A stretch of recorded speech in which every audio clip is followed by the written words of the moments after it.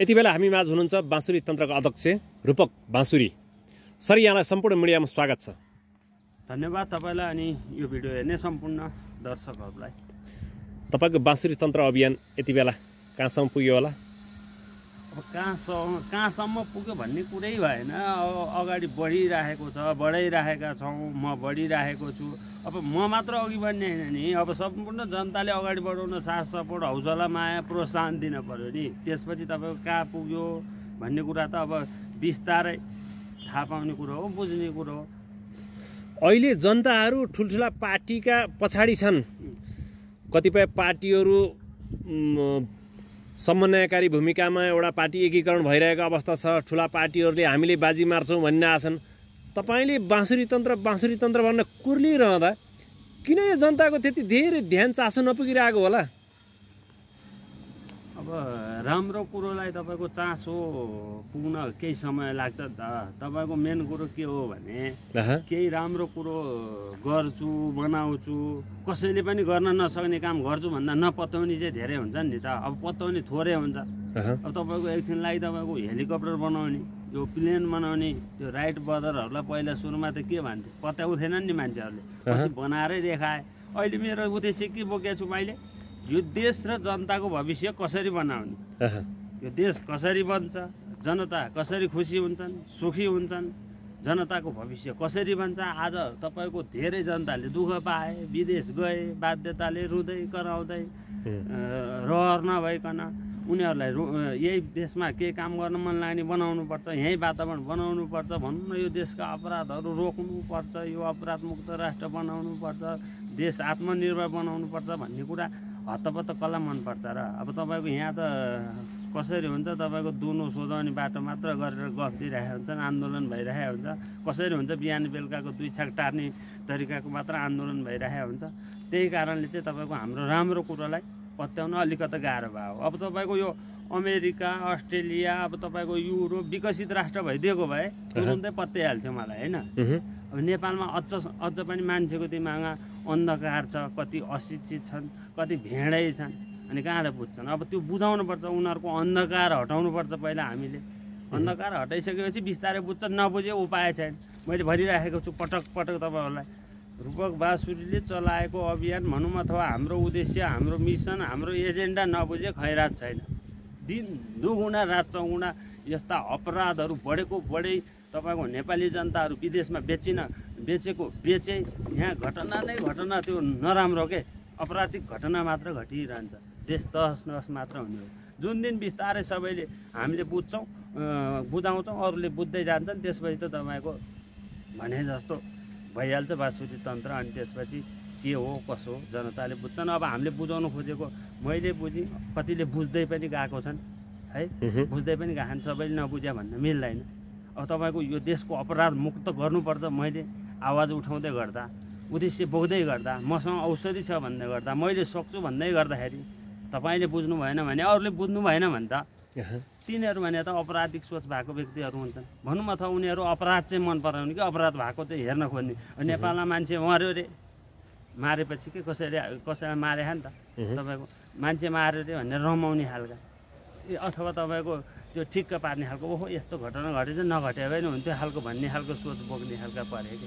हामी चाहिँ के हो भने यस्ता घटना घट्नै दिनुहुन्न, त्यस्तो बनाउनुपर्छ यो देश, हामी त्यस्तो बन्नुपर्छ भनेर अगाडि बढिरहेको हो नि त। तपाईँले अगाडि बढाउनु भएको जुन बाँसुरी तन्त्र अभियान छ, महाअभियान भनौँ यसलाई, हर्का साम्पाङ पनि विगतका दिनमा एक्लै यात्रा टेम्पोमा भनौँ माइक बोकेर एक्लै हिँड्थे। तपाईँ पनि त्यस्तै यो सङ्केत हेर्दा के फरक छ? एक्लो भने खै त तपाईँ पछाडि एकजना पनि मान्छे देख्दैनौँ हामी। बाँसुरी तन्त्र भन्नुभएको छ, कुर्लिनु भएको छ, देश विकास गर्छु, तपाईँ शान्ति सुरक्षा कायम गर्छु भन्नुहुन्छ। मान्छे मर्ने क्रम त टुङ्गिएन नि हजुर, खै त रोक्या? गौतम बुद्धको पालामा किन उनको मात्र नाम आयो त? जो लड्छ, जो अगाडि बढ्छ, जसले शान्ति चाहन्छ, जसले यस्ता कुराहरू गरेर तपाईँको यो देश र जनताको लागि खुसी बनाउन तयार हुन्छ, इतिहासमा नाम त रूपक बाँसुरीकै लेखिन्छ होला नि त। त्यसो भए ठिकै छ। अनि अर्को कुरो, राम्रो कुरोलाई तपाईँ समर्थन गर्ने कि नगर्ने, तपाईँ मान्ने कि नमान्ने? तपाईँ यो देशमा हत्या भएको हेरेर नि हो? होइन, तपाईँ आन्दोलन भएको हेरिरहने, तपाईँ झैझगडा भएको हेरिरहने, तपाईँ काटमार भएको हेरिरहने, तपाईँ अब यो कुटपाटदेखि लिएर चोरीदेखि लिएर लुटपाट भएको तपाईँ यो यही हेरिरहने त। त्यसो भए हो अपराध अन्त्य गर्नुपर्छ, निर्मूल गर्नुपर्छ र म सक्छु भन्दै गर्दा अब तपाईँहरू यो देशको अपराध हटाउनुपर्छ भनेर मान्नुहुन्छ भने तपाईँले पछि लाग्ने हो अथवा तपाईँले सपोर्ट गर्ने हो, तपाईँले समर्थन गर्ने हो। तपाईँलाई अपराध घटिरहेको छ, त्यो फलानामा दर्शकवीर मान्छेले मार्यो रे,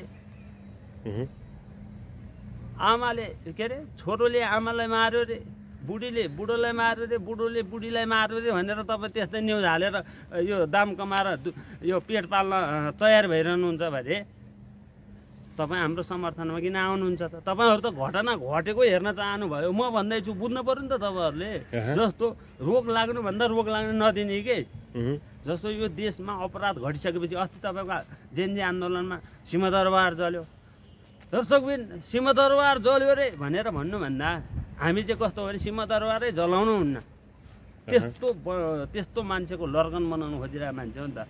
तपाईँको कसैले लखट्यो रे कुट्यो रे मारेर आगो लगाएर भन्दा पनि केही पनि नहुने बनाउनुपर्छ भनेर अगाडि बढिरहेको। तपाईँको जस्तो चोरी डकैती लुटपाट हत्या हिंसा यो भ्रष्टाचार यो तपाईँको विभिन्न जघन्य अपराधहरू छ नि, यसको अन्त्य गरिसकेपछि सबैजना शान्ति सुखमयमा आनन्द ओहो म नेपाली भएको गर्व छ भनेर बस्न पर्ने दिन बनाउनु खोजेँ हो मैले त, अरू केही पनि होइन। यसको मतलब तपाईँले अहिलेको समयमा हत्या हिंसा आतङ्क विश्वव्यापी रूपमा मच्चिरहेको बेलामा बुद्ध बन्ने सोच हो तपाईँको? सम्भव छ? बुद्ध बन्ने नबन्ने कुरो मतलब भएन। हेर्नुहोस् के भन्नु खोज्नुभएको त? बाँसुरी तन्त्र भनेको गौतम बुद्धकै पथ हो यो देशको। यहाँ सुन्नुहोस्, के तपाईँले पनि आफ्ना कार्यकर्ता लिएर रेलिङ भाँच्ने टायर बाल्ने क्रममा पुग्नुहुन्छ अन्तिममा गएर? तपाईँ बुझ्नुहुन्न भने मैले भन्नु केही बुझाउनुहोस्। मैले भन्न खोजेको तपाईँको यो देशमा घट्या घटना मैले रोक्छु भन्न पाउँदिनँ, विकृतिहरू रोक्छु भन्न पाउँदैन। पाइन्छ के को तालो कुरा गर्नुहुन्छ त तपाईँ? यो देशमा तपाईँको यस्ता अपराधका घटनाहरू घटिरहेको छ। आज मान्छे मार्यो भनेर तपाईँको जेलमा थुन्ने, चोर्यो रे भनेर लुट्यो रे भनेर ठग्यो रे भनेर अथवा काटमार गर्यो रे भनेर र झैझगडा गर्यो भनेर थुन्ने भन्दा म त्यो केही पनि नगर्ने बनाउँछु भनेर मैले भन्न नपाउने सम्भव छ? किन छैन त? 1 2 3 गरेर भन्नुहोस् त्यसमा तपाईँलाई हेर्ने दर्शक श्रोताहरूलाई।